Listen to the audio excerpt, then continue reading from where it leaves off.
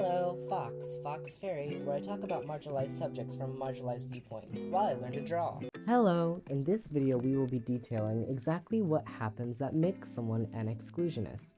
We will be going through all the individual steps that I went through and comparing them to what most people would have experienced in their journey.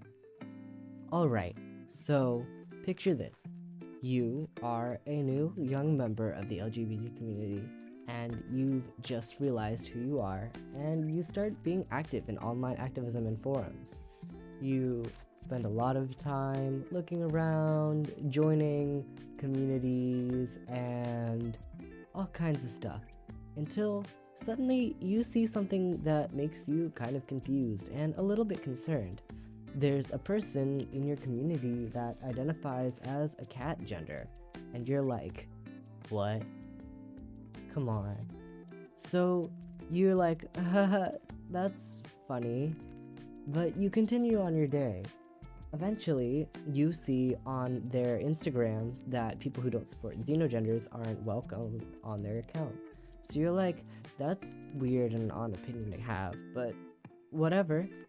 Eventually, they get closer to your inner friend group, and you're like, hey, they identify as a xenogender. Isn't that kind of weird how they identify as cat? At least it's a part of their gender identity. And then your friend group goes, well, that's not a good opinion to have about their gender. You should mind your own business, and you shouldn't worry about it. In fact, you should support them more and use their cat self-pronouns. You're sitting here thinking, what? Jesus Christ, what did I just hear? Obviously you're confused, and you're just like, okay, whatever, and you get over it. Eventually down the line, you make a post on some forum, or someone messages you on Discord, or someone who witnessed the conversation messages you and says, hey, I agree with you. And I understand what it feels like to be surrounded by people who are idiots. And you can still be in the LGBT community without supporting these opinions. Maybe they explain to you what an exclusionist is. Maybe they just give you the confidence to be more open about the fact that you don't support xenogenders. So you make it down the line, and you figure out that there is a large-ish small community of people in the LGBT community who don't support xenogenders. And you start joining some of their communities and learning more about them. You work up the courage to say something online about the fact that you are a xenogender exclusionist, and that you don't believe that xenogenders are valid and wouldn't feel comfortable referring to someone as cat self. Now you're receiving hate from all your friends. You lose all your followers, many people block you, and you've started getting harassed by people that you were pretty close with on an average day-to-day basis. You start to wonder if this was the right idea, and you start to feel extremely isolated and alone.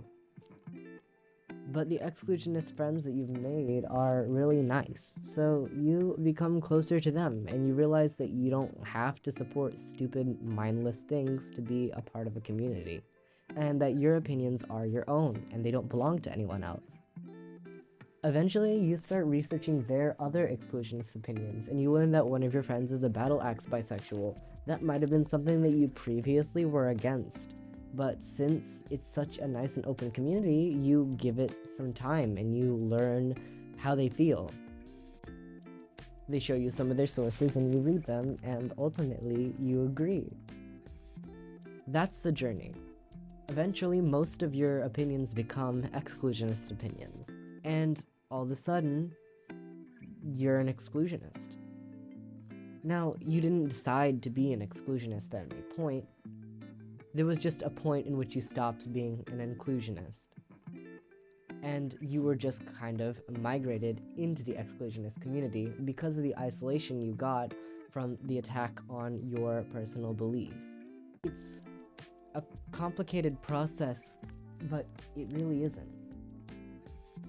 We don't just one day be like, oh, I identify as an exclusionist and I'm gonna be an online influencer about it and I'm gonna post memes. And no, it starts with someone showing you something that you can't agree with. And the moment that you're open about that, you lose that community. and then you find it somewhere else with sane people. Now, what's my individual journey? My journey to becoming an exclusionist started when I was attending high school. I was fed up with people, this is gay, that is gay, everything is gay. It was so annoying.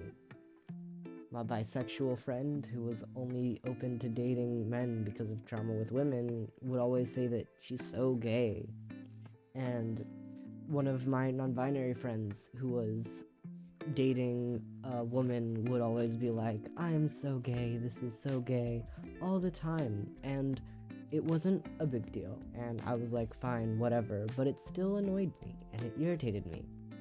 And I was quiet about it for a very long time. Online, I learned about the battle axe bisexual community with one of my friends who was a neutralist with me. We both identified as inclusive-leaning neutralists just after discovering about the bisexual discourse. And we both were avidly against it. We made posts about it, and we sort of bonded over it.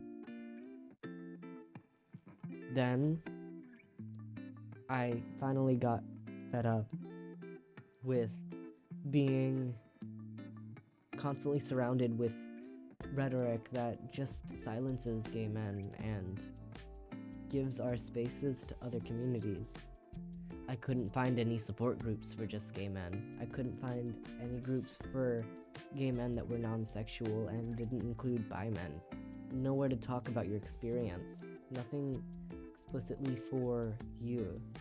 And that was the moment where I just cracked and I created a term. I created Todd Emmerich and I posted it on my main account. That was when I lost my friend that I was in surface level discourse with. And they excommunicated me completely, and I lost a good chunk of people who I was pretty close with. Then, I started getting positive comments and likes on my post. And I made some friends in the exclusionist community online. And I learned that you don't have to silence other people and desecrate their spaces to be a part of a community. That was the point where I started learning about battle axe bisexuals and true scum, but I knew them as trench knife trans people. I didn't actually learn about the word transmedicalist until I found a YouTuber called Squid Gun on YouTube. And I didn't actually know more about what that really meant until I saw the YouTuber Godless Snowshoe. It stretched out over a long time, but there is an inherent moment in which you stop being an inclusionist. I think that's a pretty universal experience, where the entire time there's always just something you're against, but the moment you voice that opinion, you're no longer welcome in the mainstream community. That's my opinion about what the exclusionist journey is, and I would love to hear about your journey in the comments. Maybe I'll make another video that I've changed. Maybe I'll represent a different possible route. Maybe I'll use my time to do research into your independent stories and puzzle together a more formed opinion or a more formed fact if I get enough of you. Alright, that's the end of this video. I'm gonna go now. Love you guys.